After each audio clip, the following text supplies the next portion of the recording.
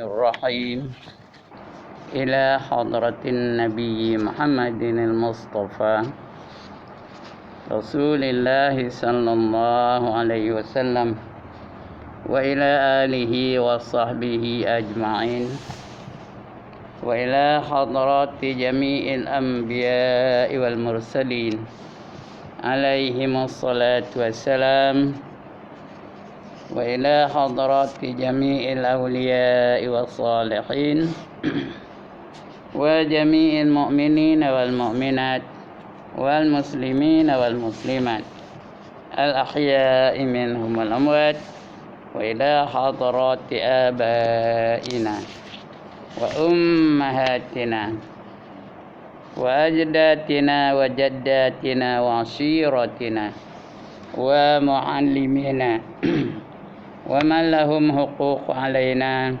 شاء لله لهم الفاتحة. أعوذ بالله من الشيطان الرجيم. بسم الله الرحمن الرحيم. الحمد لله رب العالمين الرحمن الرحيم مالك يوم الدين إياك نعبد وإياك نستعين اهدنا الصراط المستقيم صراط الذين أنعمت عليهم غير المغضوب عليهم ولا الضالين آمين. الحمد لله والذي أرسل رسوله بالهدى ودين الحق ليظهره على الدين كله ولو كره المشركون.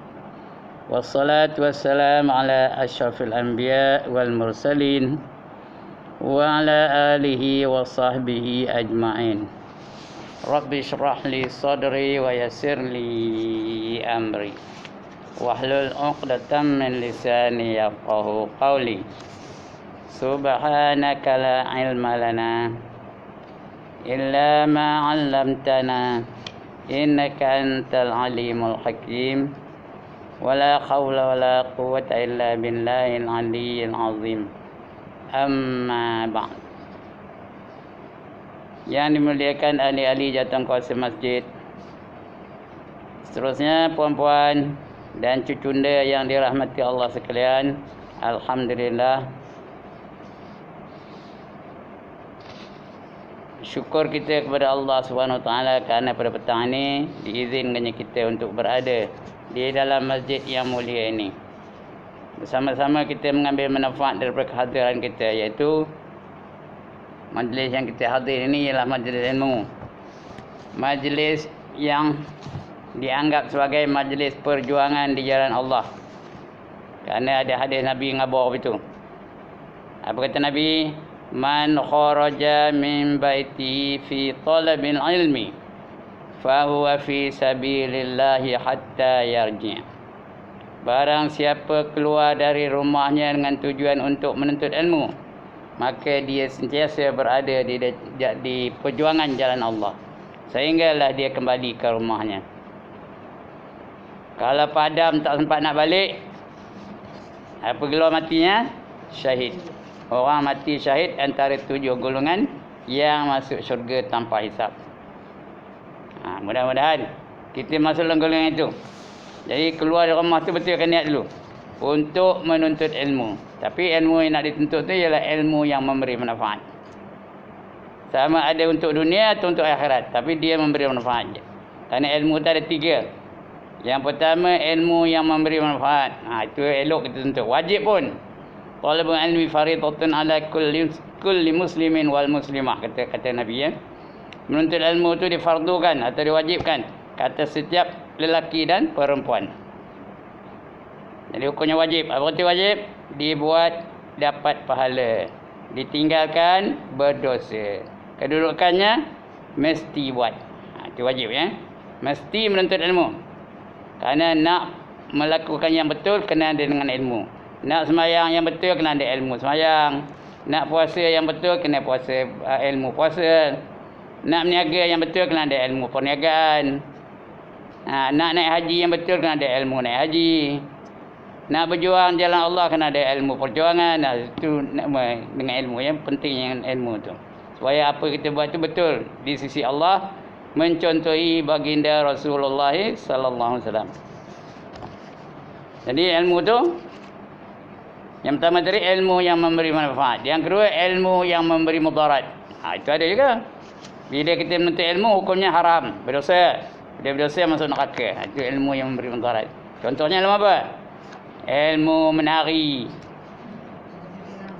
joget lambak, ilmu ballroom dancing, berpeluk dancing tu. Berdosa ya. Ilmu minum arak, ilmu mencuri, ilmu pukau, itu ilmu yang memberi mudarat tu. Ilmu sihir, haram hukumnya. Yang ketiga ilmu yang sia-sia, berdosa pedak, berpahala pedak, tapi membuang masa je. Contohnya ilmu main congkak, ilmu main seremban, ilmu main dam, ilmu main apa? Main carom, letak. Itu yang sia-sia ya. Jadi kita tak nak yang sia-sia, tak nak yang mudarat, kita nak ilmu yang memberi manfaat. Di dunia pun ada manfaat, di akhirat pun ada manfaat. Alright, untuk petang ni kita sambung lagi pembacaan kita. Bab mana? Bab lidah lagi. Nombor berapa? Nombor berapa? Dulu bab lidah. Jangan mengumpat. Udah mengumpat dah dulu ya. Kita mengumpat udah dah belum? Seperti mengumpat ada tak? Nombor 2 dulu. Dah habis ya? Dah habis kan. Lepas mengumpat apa? Seperti menyalahi janji. Yang itu dah baca belum? Belum. Baik. Yang ketiga, muka surat 12 ya. Menyalahi janji. Kita selalu menjanji. Tapi bila kita mungkir janji, itu tak betul itu. Ya. Binasalah lidah tu. Kalau berjanji punya lebih rupanya ya. Setengah jam itu main bayar Lepas tu 10 tahun tak bayar-bayar lagi. Itu mungkin janji tu.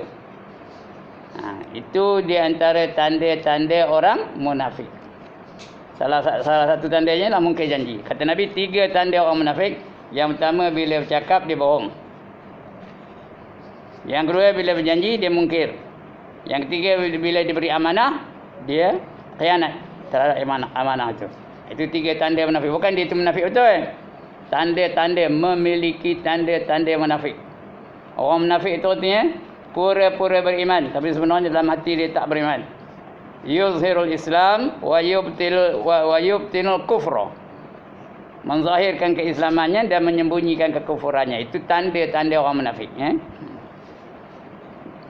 Yang Allah marah sekali munafiklah. Betul, orang munafik nanti akan ditempatkan di neraka yang paling bawah. Innal munafiqina fid darkil asfali minan nar. Baik, kita baca senang. Makna tadi ayat yang sebelah tadi apa? Sesungguhnya orang munafik itu ditempatkan di neraka yang paling bawah, tingkatan yang paling bawah dalam neraka ya. Baik, buka muka surat 12 tadi ya. Menyalahi janji. Yang adalah salah satu daripada tanda orang munafik. Dah saya sebut tadi ya. Ya. Sabda Nabi sallallahu alaihi wasallam, ayatul munafiqi salasun. Idza haddatsa kadzdzaba wa idza wa'ada akhlafa wa idza tumina khana. Ayatun, arti ayat tu bukan ayat bahasa ya. Bukan ayat tu tanda-tanda. Alamat. Tanda-tanda ataupun alamat orang munafik itu ada 3, salasun. Ayatul munafiq, tanda-tanda orang munafik itu salasun, 3. Idza haddatsa kadzdzaba. Bila bercakap bohong. Bila cakap dusta. Merang je kerjanya. Asal keluar je dari mulut dia merang tu. Wa idza wa'ada akhlafa. Apabila dia berjanji, dia mungkir janji. Wa idza tumina khana. Bila dia diberi amanah, dia khianat dengan amanah itu. Itu 3 tanda. Yang pertama bila bercakap bohong aja. Itu tanda orang munafik lah tu. Bila asal bercakap je keluar je apa dari lidahnya, bohong aja. Di apanya? Di besar-besarnya. Macam-macam lah bohongnya. Dia jumpa satu kemalangan di jalan raya umpamanya. Oh, punyalah bohong. Sampai tercabut kepala atas pokoknya tu katanya. Terpelanting kepalanya sampai pokoknya. Padahal tak ada apa-apa pun berlaku pada dia. Saja nak bohong. Ya. Kita pun selalu bohong. Ada tak bohong? Siapa tak pernah bohong angkat tangan? Saya nak angkat gambar mana orang? Ada. Kadang kita bergurau dengan budak-budak ni dengan budak macam ni. Mak kamu tu mak beli di market tau ni. Padahal bukan mak dia tak ngapakan dia melahirkan anak tu. Dia beli di market ni. Bila dengar tu menangis budak tu, seronok maknya. Kak ketawa ya. Bergurau selalu. Selalunya kita berbohong tu ketika bergurau ya tak? Itu ikut perangai orang Nasrani. Orang Barat. Orang Barat memang ada satu hari memang digalakkan untuk berbohong. Hari apa? 1 hari bulan April. Dia panggil April Fool.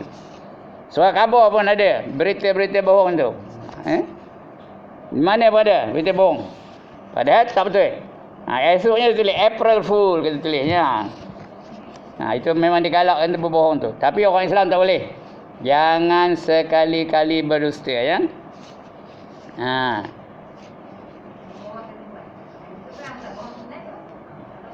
Mana ada bohong sunat dalam Islam? Tak ada bohong sunat.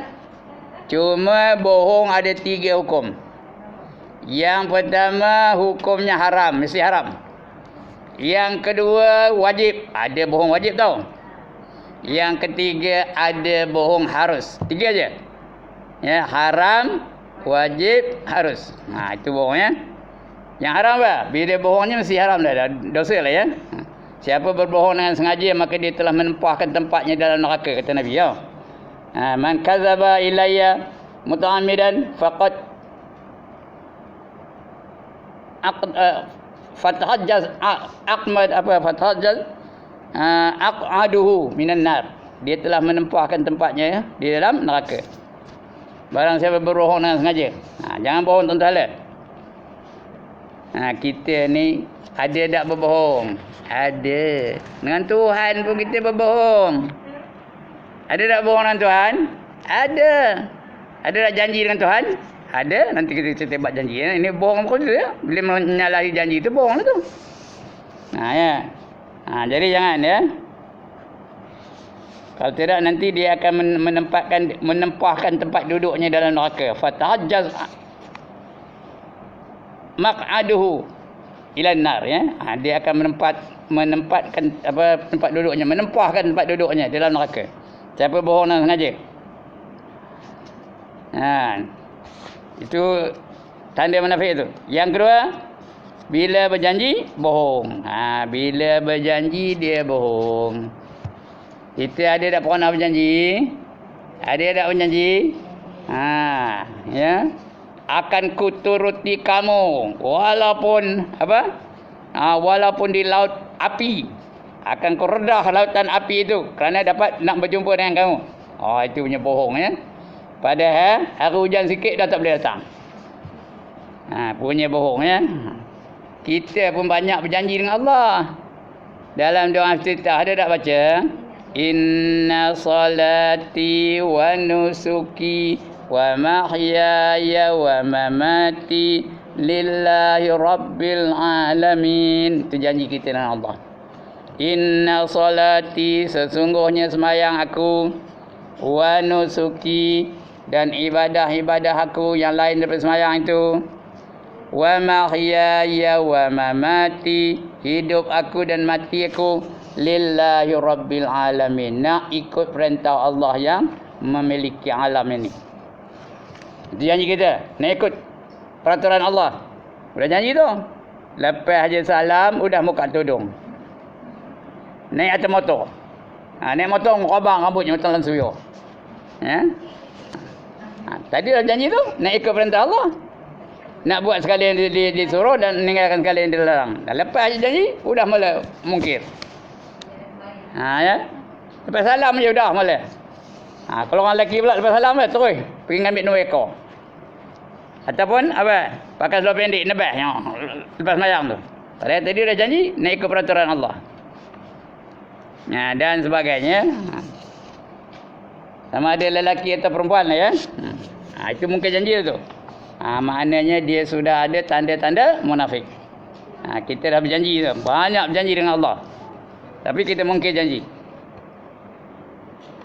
Kemudian wa idza tumina, bila diberi dia amanah, dia khianat. Ya. Persatuan dia bagi dia amanah. Suruh pegang duit persatuan. Tapi dia belanjakannya duit itu untuk dirinya sendiri. Jadi ada tak manusia-manusia yang pecah amanah? Beramai ya. Harta negara seolah-olah jadi pesaka bagi dia. Padahal harta negara tu. Tengok yang kena dakwa sekarang ni, sikit banyak ke? Dalam apa? Dalam berita, dalam radio, dalam televisyen, ada aja cerita pemimpin-pemimpin yang menyalahgunakan jawatan dia. Menggunakan wang kerajaan untuk ni. Rasuah ramai tak? Ramai. Kenapa? Itu khianat lah tu. Khianat dengan harta negara. Seolah-olah dia tu, harta tu pesaka bagi dia. Seolah rampasan perang. Ya. Dapat ini. Yang masuk penjara pun ada. Ada tak orang masuk penjara disebabkan pecah amanah? Ada ya. Ada masuk penjara kerana pecah amanah. Tak kira lah Melayu ke, tapi kita orang Melayu kebanyakannya Islam lah. Orang Melayu ni Islam. Orang Cina dia bukan Islam. Itulah yang berlaku hari ini.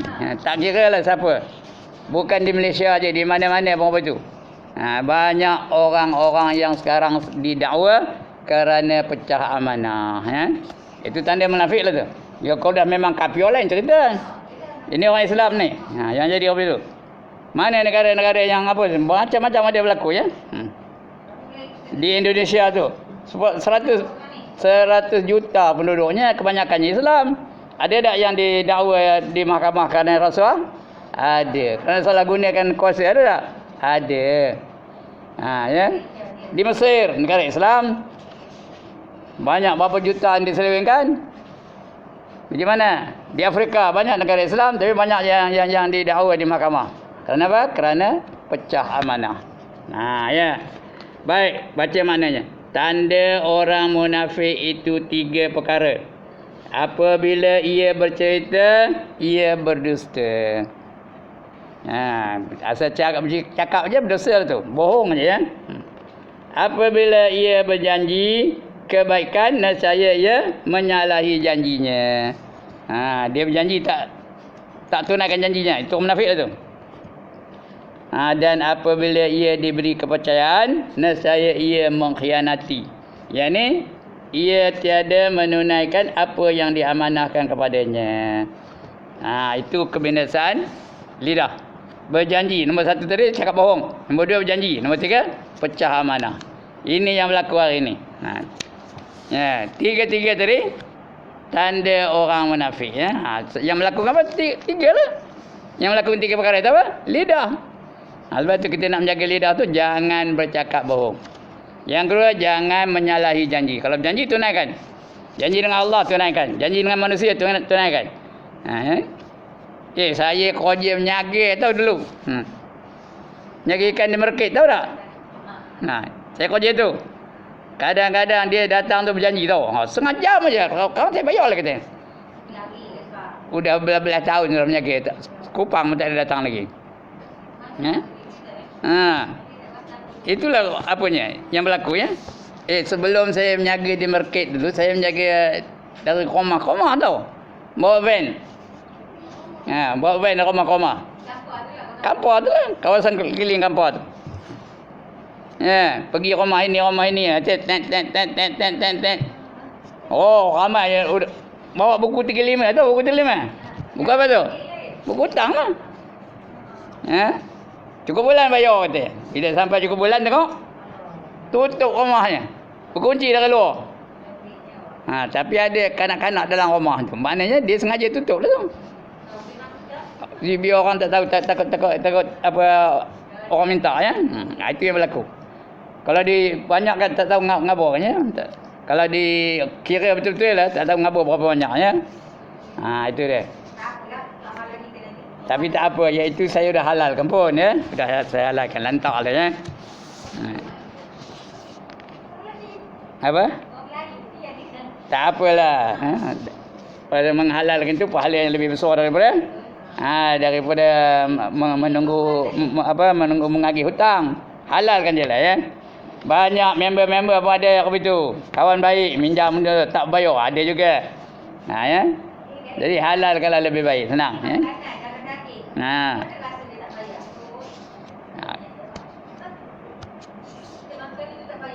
Ada itulah dia yang berlaku. Kalau kita fikirkan begitu macam itulah ya. Alright, itu yang ketiga tadi ya. Jangan cakap bohong. Yang kedua, jangan menyalahi janji. Yang tiga, jangan pecah amanah. Jangan khianat Kalau kita ada megang apa-apa jawatan, ya. Dalam persubuhan, bendahari ke, jaga baik-baik ya. Jangan pecah amanah. Mesti ditunaikan mesti ditunaikan amanah itu. Kalau ditunaikan amanah, jadi dia orang yang jujur, jadi dia orang yang ikhlas. Jadi dapat pahala tau bagi orang yang ikhlas tu.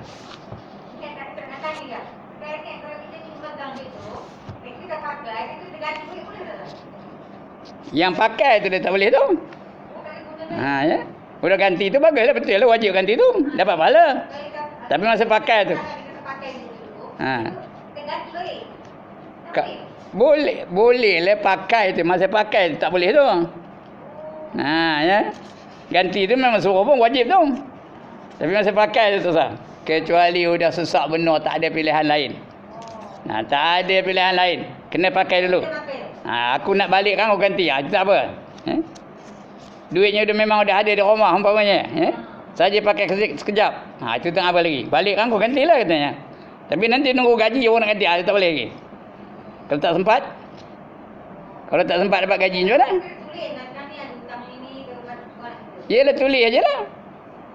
Ya? Tak boleh udah pakai? Pakai tu tak boleh tu. Orang yang amanah dia tak boleh langsung usik duit-duit yang dipegang ni. Kupang tak ada usik ya. Tapi bagi kita orang pakai kejap kena. Tak apalah katanya. Kalau sempat tak apa. Kalau tak sempat orang siapa tak tahu. Kita aja apa? Macam mati dalam berhutang. Bila mati dalam berhutang, itulah dia yang menyekat dia nanti masuk dalam syurga tau. Hutang tu lah. Yang menyekatkan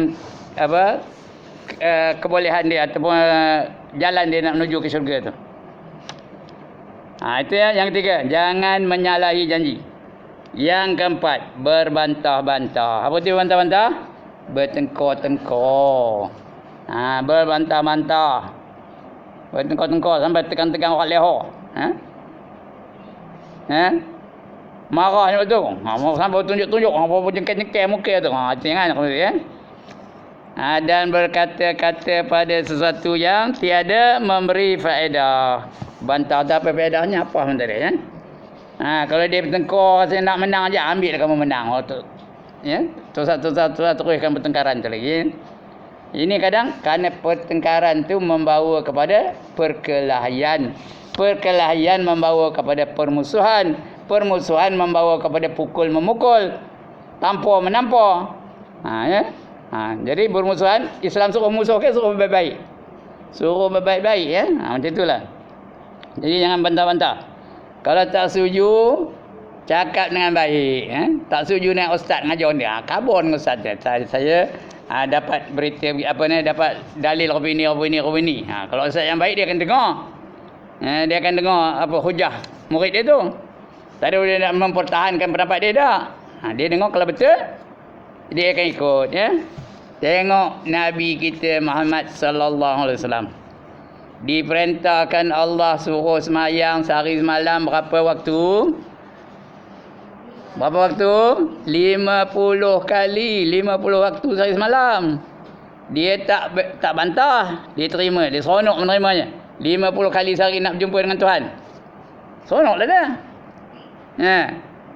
Turun dia sampai kepada langit ke-6, jumpa dengan Nabi Musa. Berapa waktu mat? Kata Nabi Musa. 50 katanya. Musa kata, Mat, umat kamu tu bukan macam umat aku. Umat aku ni besar-besar, gagah-gagah, kuat-kuat, hebat-hebat. Tapi umat kamu tu kecil-kecil, kemetut-kemetut. Ya, kecut-kecut, berkedut-berkedut, lemah dia. Tak lalu dia membuat 50 kali sehari semalam tu. Baru tersedar dia memang, oh iya. Baru dia setuju ya. Setuju dengan pendapat Nabi Musa tu. Padahal antara darjat Nabi Muhammad dengan Nabi Musa siapa lebih tinggi? Darjat Nabi Muhammad lebih tinggi. Tapi dia dengar pendapat orang bawah tu.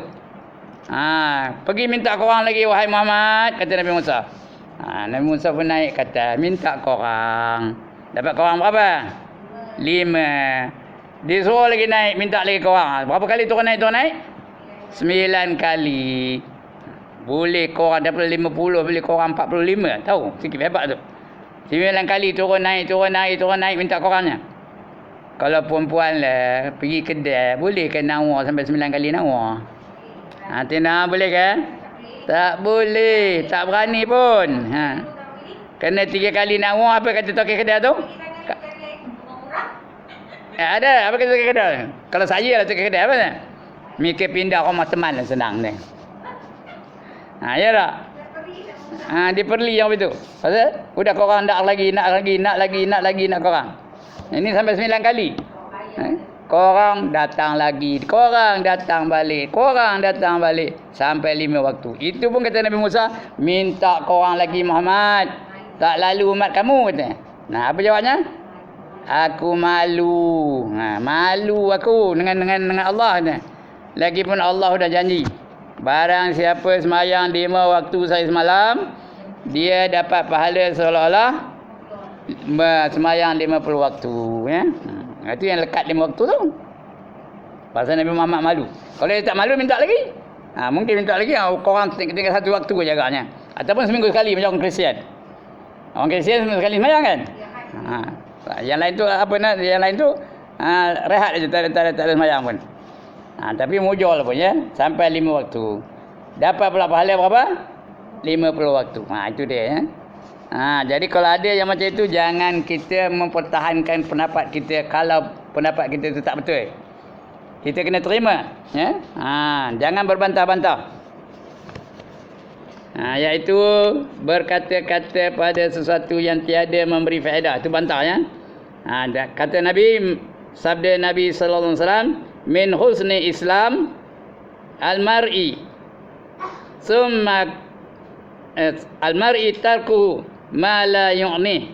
Artinya setengah daripada keelokan Islam seseorang itu ia meninggalkan apa yang tiada memberi manfaat kepadanya pada dunia ataupun akhirat. Itu kebaikan Islam, dia bila yang tak ada manfaat dia tak tinggalkannya.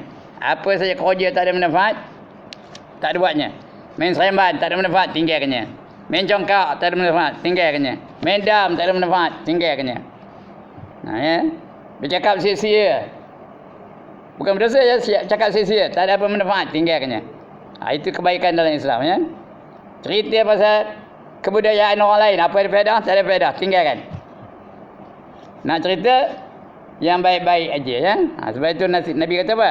Man kana yu'minu billahi wal yaumil akhir falyaqul khairan aw liyasmut.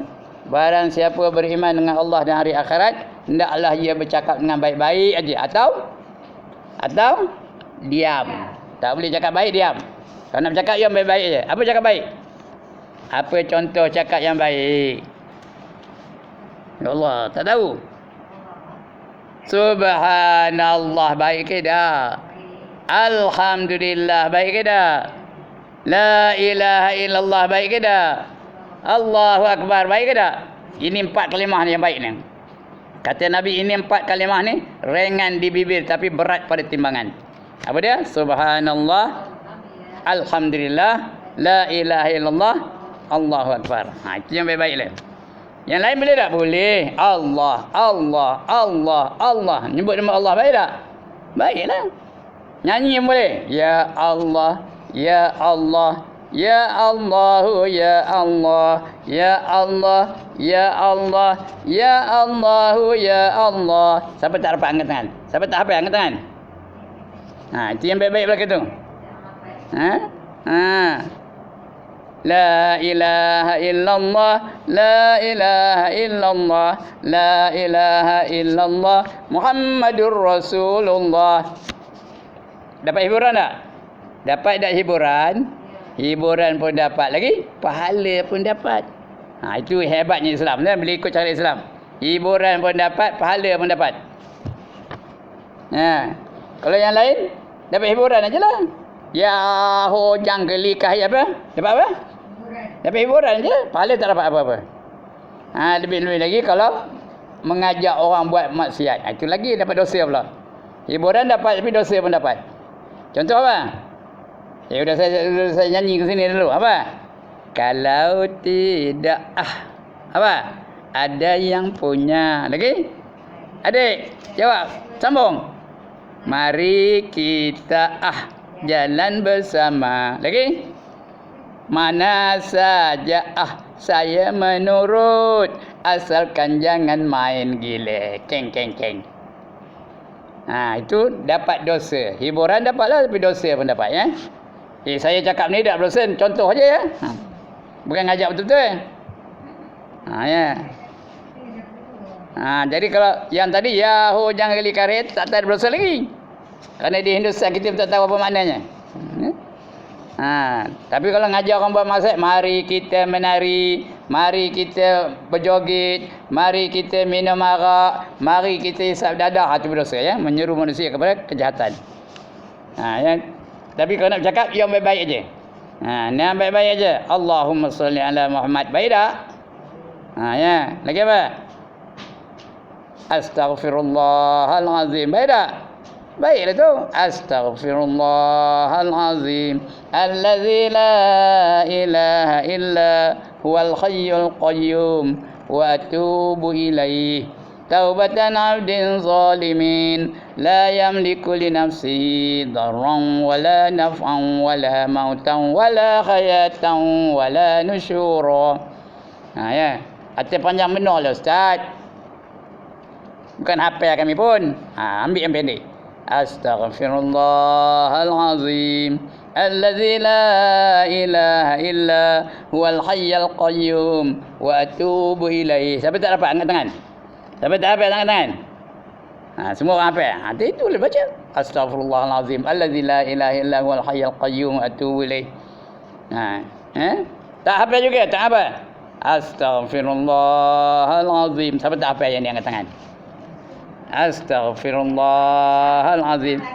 Siapa tak hafal? Semua hafal. Ndak dengan tanda je. Tak kalau benda yang itu pun tak hafal. Tak ada yang benar seperti itu ni kan? Astaghfirullahalazim.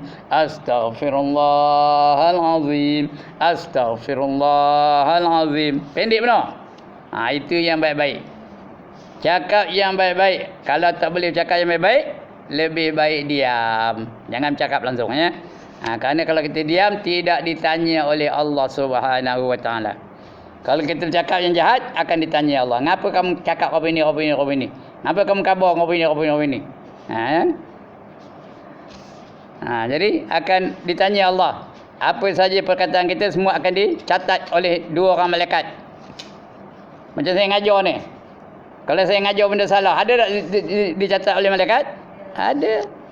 Kalau saya ngajar menyalahi hukum umpamanya ya, akan dicatat oleh malaikat kiraman katibin. Raqib dan atid atau kiraman katibin. Ya, wa inna alaikum lahafizin kiraman katibin ya'lamuna ma taf'alun, kata Allah dalam Quran ya. Sentiasa ada di sisi kamu dua orang malaikat, seorang namanya kiraman, seorang namanya katibin. Kiraman itu artinya yang paling mulia, yang maha mulia. Katibin itu artinya yang sentiasa mencatat. Apa saja kita cakap dicatat. Saya ngajar ni daripada mulai tadi. Daripada pukul 3 lebih tadi dekat pukul 3.30 tadi sampai sekarang dicatat tiap-tiap patah perkataan. Semua akan diambil kira. Semua akan ditanya oleh Allah nanti ya. Ngapa kamu ngajar salah? Apa saya nak jawab esok? Ngapa kamu ngajar tak betul? Apa yang jawab esok? Ya. Itu sebab bila kita ngajar tu yang pertama mesti cakap yang benar. Mesti ikut hukum. 5 hukum tu ya. Wajib, haram, sunat, makruh, harus. Ada 5 hukum tu. Yang kedua kena amalkan. Saya ngajar kena buat. Kalau saya ngajar jangan cakap bohong, saya pula cakap bohong. Macam? Macam?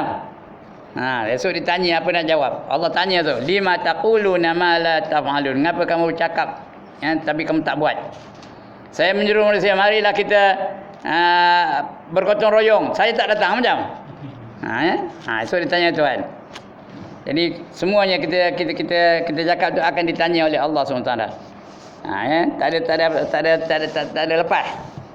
Faman ya'mal misqala dzarratin khairan yarah wa man ya'mal misqala dzarratin syarran yarah.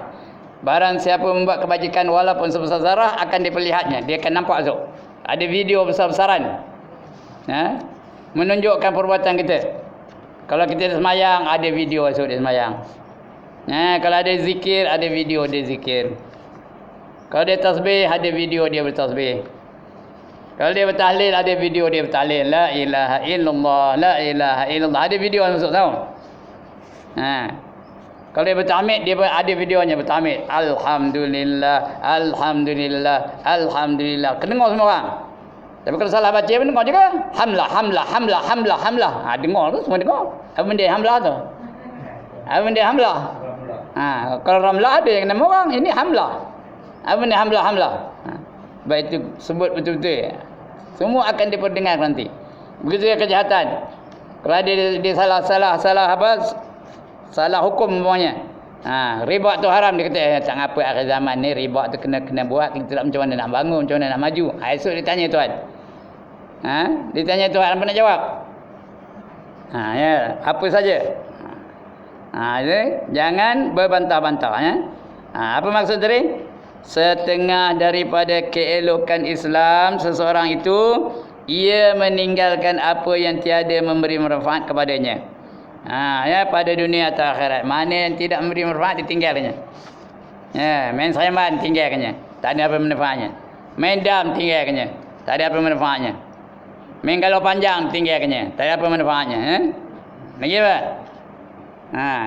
Sembang-sembang kosong kedai kopi ditinggalkannya. Tak ada apa manfaat baginya. Nak bercakap, biar benda-benda yang memberi manfaat. Puji Allah, puji Nabi, puji wali-wali Allah. Itu tak apa ya. Puji tutup guru, tak apa. Yang kelima, mengadu domba. Apa arti mengadu domba? Memindahkan perkataan orang lain kepada orang lain. Ya, mengadu domba. Percakapan itu dipindah kepada orang lain. Saya tahu Nizam dia berselisih sikit, berselisih pendapat dengan Tina umpamanya. Bukan betul ni ya, contoh aja tahu. Dia berselisih pendapat dengan Tina. Jadi dia bercakap. Dia kata Tina tu begini. Dengar dia saya. Saya pula pergi jumpa Tina balik. Tadi Nizam ngabar kau Tina tu begini. Dengar Tina macam mana? Marahlah. Kerana ngumpat dia.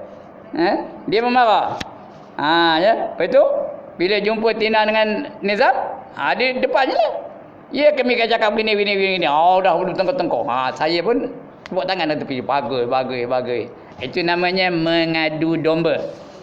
Ya, mengadu domba ya.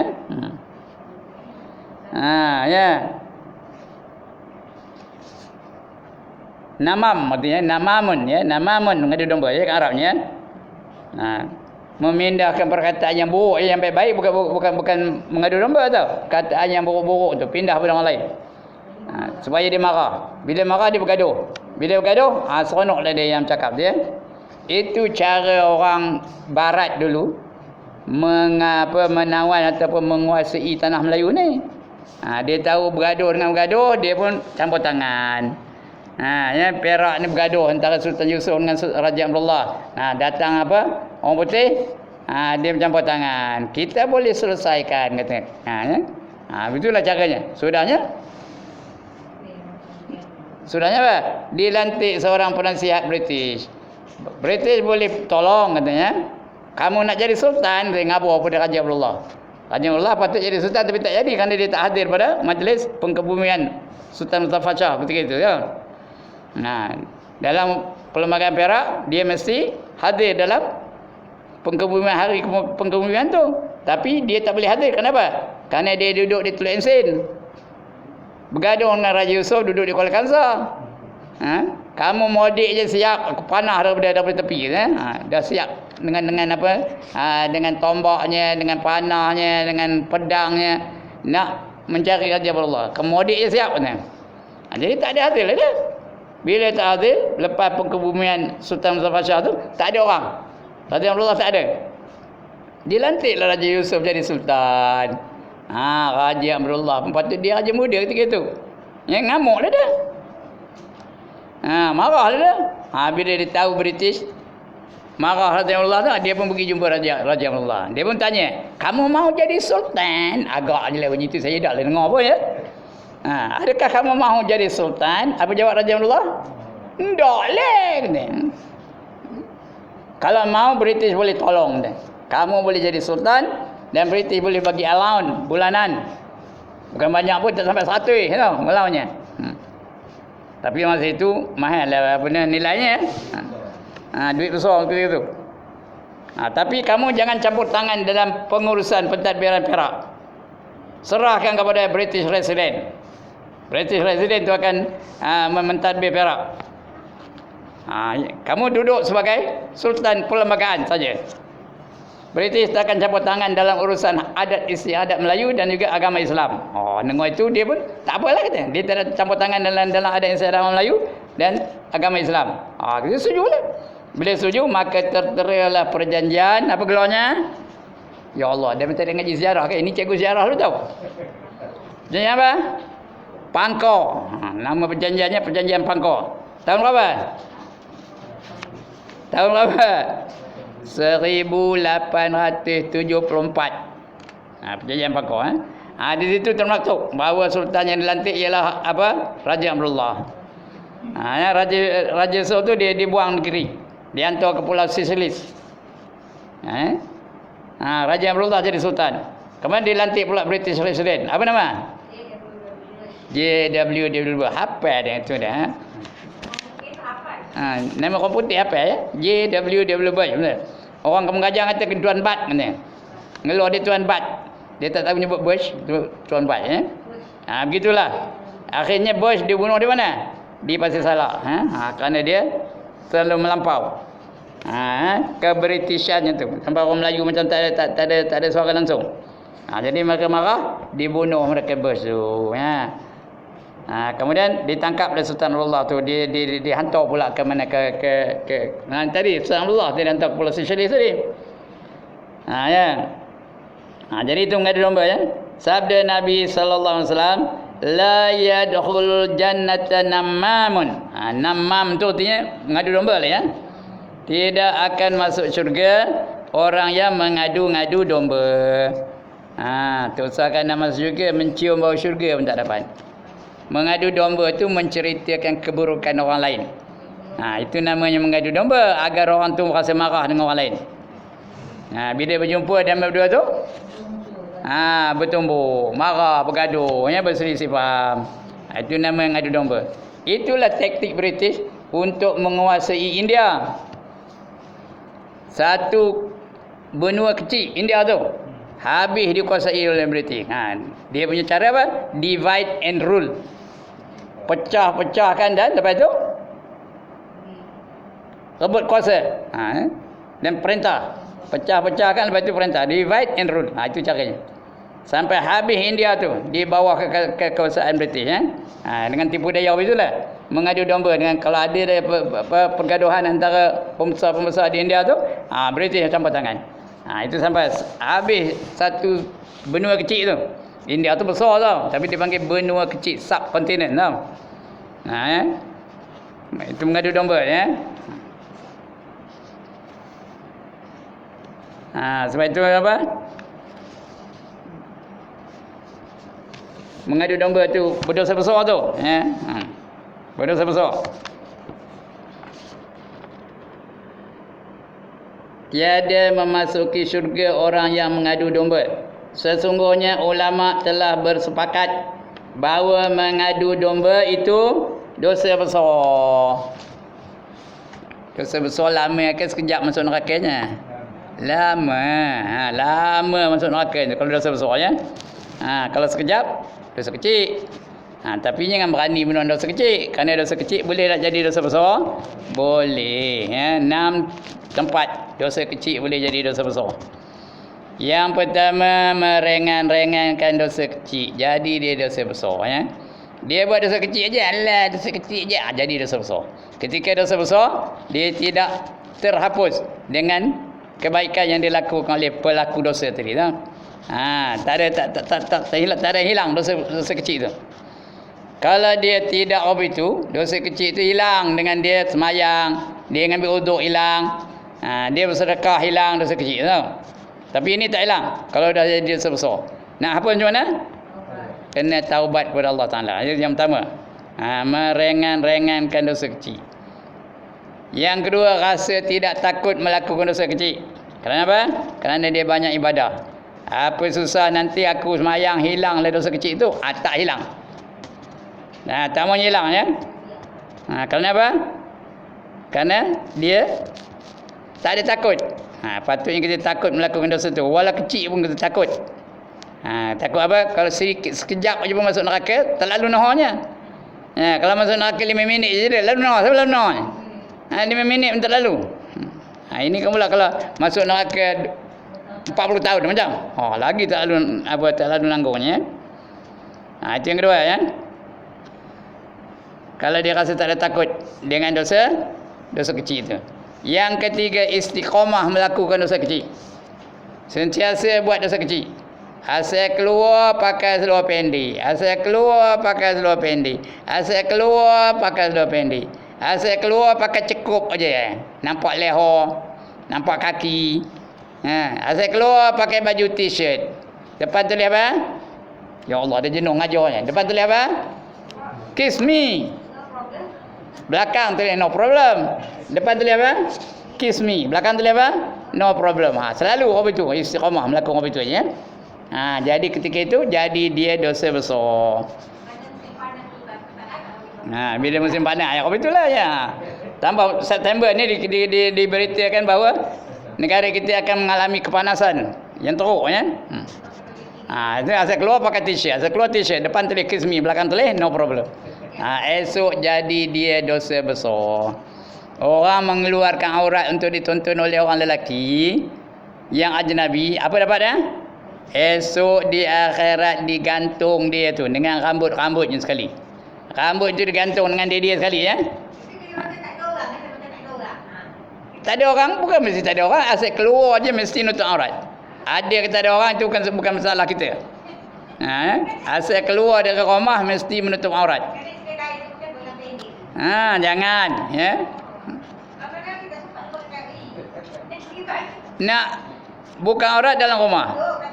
Dalam rumah tak apa ya. Bila keluar je mesti tutup aurat. Itu dia. Nanti apa? Dia gantung dia tu dengan rambut-rambut sekali. Kemudian dipakaikan kasut neraka. Siapa tak? Kasut dari neraka. Kasut neraka tu panas ke sejuk? Panas. Punya panas. Kasut pakai di mana? Di kaki.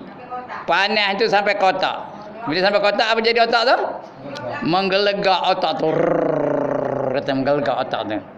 Kerana mengeluarkan hanya sehelai saja rambutnya untuk ditonton oleh lelaki ajnabi. Selai aja.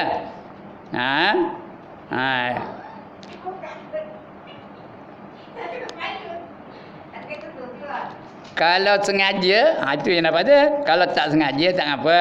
Tak ada berdosa pun ya. Tak sengaja. Dia dah tutup tiba-tiba keluar selai rambut. Tak apa ya. Kalau saja tak tuduh nyemua kain ke tang dada, itu sengajalah. Tak tahulah. Selai pun habis itu kalau setonset, lagi teruk. Kalau sedandan, kalau mengkobang naik motor macam suyo aja macam mana? Ya. Itu dia, dosa kecil boleh jadi dosa besar. Yang ketiga tadi ya. Iaitu apabila istiqamah melakukannya. Yang keempat, berasa megah melakukan dosa kecil. Tak ada khabar orang tapi dia rasa diri dia. Tengok aku dah tua, pakai gaun lagi, nampak betis aku tak ngapai ya. Nampak paha aku tak ngapai. Pakai pula kasut tungai tinggi. Jalan pula terketik-ketik. Macam apa? Macam apa?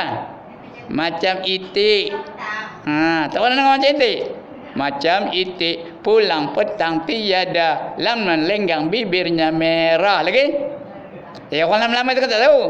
Tina tu kan tak tahu. Delima mereka lagi.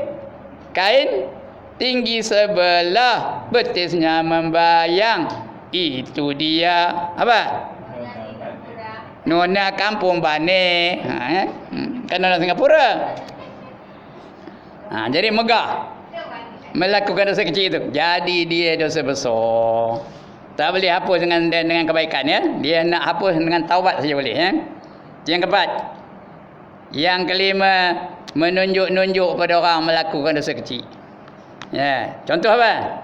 Contoh Haji Ibrahim, lihat kenal? Haji Ibrahim tu siapa? Siapa Haji Ibrahim tu? Ngajar dia tu guru. Dia pakai seluar pendek, dia pun angkat gambarnya sendiri. Apa keluarnya? Apa keluar gambar sendiri tu? Selfie. Dia buat gambar selfie. Habis tu dia masuknya dalam Facebook. Gambar tengah pakai seluar pendek. Tahu macam? Semua orang tengok. Nizam tengok, Tina tengok, semua tengok ya. Yang ada yang jadi friend dengan saya semua tengok belakang. Ini gambar Ustaz Ibrahim pakai seluar pendek. Semua orang nampak. Jadi dia dosa besar. Ya. Kalau begitu, kalau puan-puan ke tuan-tuan ke datang ke kampung tengok Ustaz Ibrahim sedang jogging pakai seluar pendek, dosa kecil ke dosa besar? Dosa besar ya. Ini apa itu? Nunjuk-nunjuk pada orang. Boleh apa tak? Boleh apa kalau dia taubat apa ya. Sebab itu kita suruh kita taubat lepas sembahyang, taubat lepas sembahyang, taubat lepas sembahyang, taubat kerana kita tak lepas dari dosa. Ada je dosa-dosa kita ni kemudian yang keenam. Dosa kecil boleh jadi dosa besar. Yang keenam apa?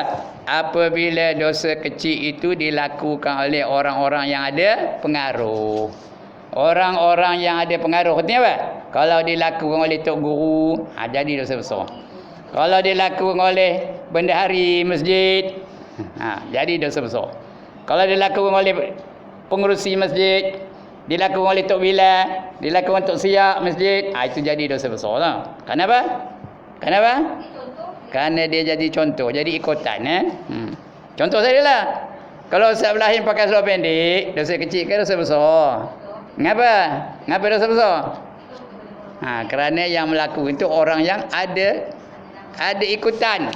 Orang ikut cakap dia. Dia ngajar. Jadi dosa besar ya. Kalau orang biasa tak apa, itu dosa kecil. Kalau orang yang ada pengaruh, pengurusi masjid umpamanya, ataupun tok imam masjid umpamanya, tok bilalnya ke, itu jadi dosa besar ya. Bila dosa besar tak terhapus dengan kebaikan, tak terhapus dengan sedekah, tak terhapus dengan zikir, tak terhapus dengan selawat. Kena taubat nasuha. Baru terhapus. Taubat nasuha bukan senang ya. Payah juga. Kerana dia ada syaratnya. Yang pertama, kena rasa menyesal. Yang kedua, tinggalkan maksiat itu.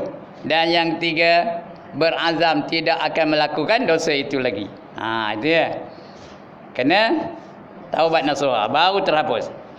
Baik, sikit lagi tuan-tuan, perempuan ya. Sesungguhnya ulama telah bersepakat bahawa mengadu domba itu dosa besar, iaitu memindah perkataan setengah manusia kepada setengah yang lain, bertujuan membinasakan antara mereka. Tujuannya supaya mereka bergaduh. Supaya mereka bergaduh, lepas tu dia seronok tepuk tangan dia. Bagus katanya. Jadi itu namanya ngadu domba. Bertujuan membinasakan antara mereka dan menjadi mereka berkelahi. Kalau dah bersisipahan tu berkelahi lah. Bila berkelahi tu bertumbuk-tumbuk. Bila bertumbuk-tumbuk tu bersakit-sakitan. Bila bersakit-sakitan, sampai matilah dia bermusuh-musuhannya. Padahal dalam Islam, kalau tak tegur je dengan kawan kita lah, tak tegur 3 hari tu terus macam berdosa besar, jadi macam munafik ya. Itu dia ya. Jadi jangan mengadu domba. Adapun memindahkan perkataan kerana nasihat itu tak apa. Kita pindahkan kerana nasihat. Kerana Islam itu adalah agama nasihat. Ya, mesti ada satu golongan di kalangan umat kamu, kata dia Allah kepada Nabi, ya, yang menyeru kepada kebaikan dan mencegah kepada kemungkaran. Wal takum minkum ummatun yad'una ilal khair wa ya'muruna bil ma'ruf wa yanhauna 'anil munkar wa ulaika humul muflihun. Hendaklah ada segolongan dari kamu yang menjadi contoh kepada orang ramai. Mereka menyeru kepada kebaikan dan mencegah kepada kemungkaran. Dan mereka itulah orang-orang yang dapat keuntungan. Keuntungan, nak untung. Orang untung ke mana perginya? Syurga lah. Sebab itu kita digalakkan untuk berada dalam jemaah yang memperjuangkan Islam. Jemaah yang memperjuangkan Islam.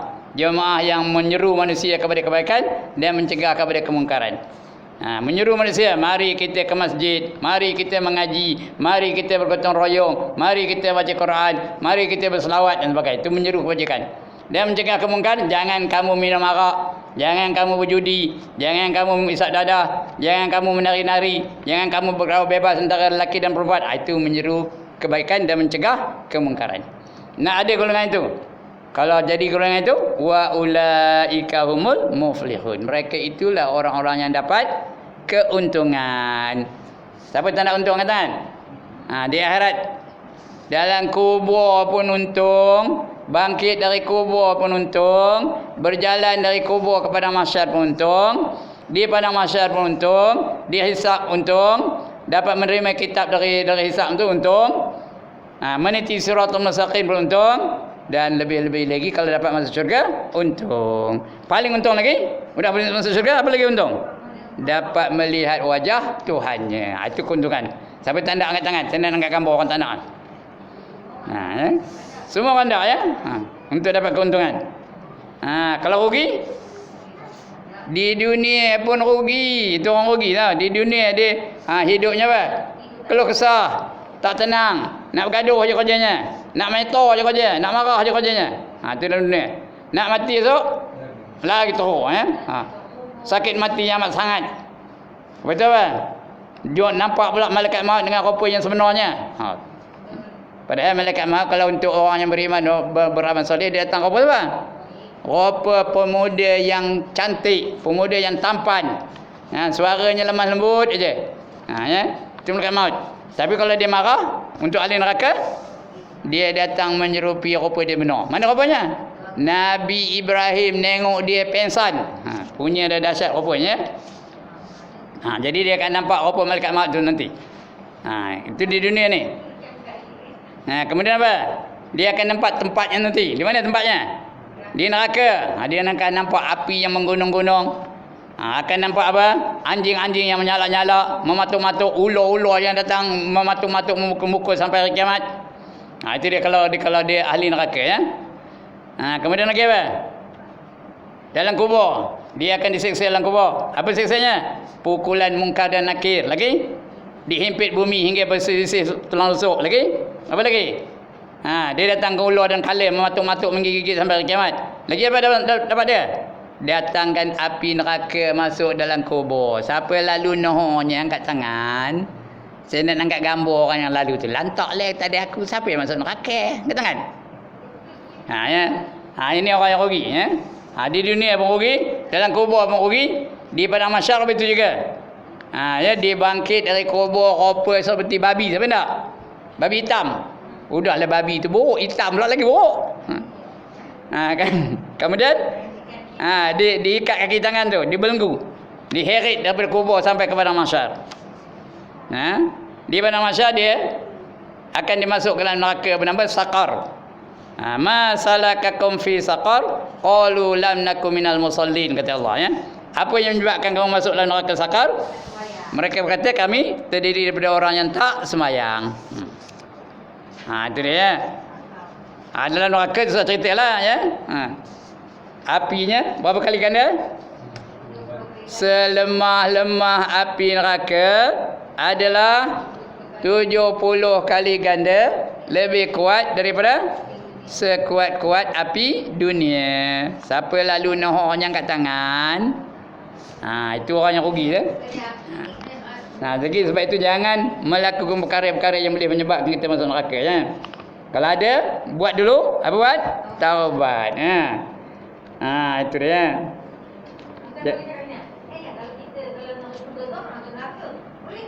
Macam mana?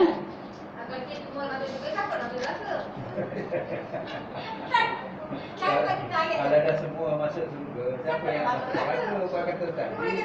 Siapa yang boleh tahan nohornya, angkat tangan. Apa jawab? Jawabnya mana ramai orang masuk syurga ke masuk neraka? Allah dah khabar ya. Apa kata Allah? Ya, walaqad zara'na li jahannama katsiran minal jinni wal ins. Itu satu ayat je. Faham makna ayat ni? Walaqad zara'na, sesungguhnya kami jadikan jahannam. Apa jahannam? Neraka jahannam itu untuk dimasuki oleh kebanyakan jin dan manusia. Jadi masuk neraka itu ramai ke sikit? Kebanyakan tu apa? Majoriti jin dan manusia masuk dalam neraka jahannam tu. Jadi ramai ke sikit? Ramai. Esok kita dibaris, dah berapa kali saya cerita di sini. Kita dibariskan Tuhan pada 120 baris. Berapa baris orang beriman? 3 baris. Majoriti ke minoriti 3 baris tu? Daripada 120 baris, 3 baris saja beriman. Yang banyaknya? Kapio. Kapio tak betul apa? Kapio. 117 baris kapio belakang. Terus masuk neraka. Ya. Jadi itu dah apa nama? Kerugian orang yang kapio ya, masuk neraka. Ramai apa tu? Ya. Okey, satu ayat lagi. Adapun memindahkan perkataan kerana nasihat bagi mereka yang dipindahkan perkataan kepadanya, maka ia wajib. Nasihat tu wajib ya. Nengok orang tak tudung kabur, jangan tak tudung, dosa ya. Ia tiada termasuk dalam hal mengadu domba. Nasihat tak ada apa? Ngaburin sunnah tak ada masuk dalam golongan itu. Yang dilarang. Kemudian besar dan banyaknya kejahatan lidah. Itu akan datang kita baca ya. Apa kejahatan lidah? Besarnya banyaklah tu kan ya. Lepas itu baru cerita pasal perut Sebab lidah pergi perut. Alright, itu pengajian kita pada petang ini ya. Ada siapa-siapa nak bantah? Tak ada. Ada siapa-siapa nak tanya? Tak ada juga. Alhamdulillah. Ya. Tak ada tanya. Ya, banggalah saya. Ngapa bangga? Dapat murid-murid yang pandai-pandai belakang. Mana cari hanya ada di masjid Kampung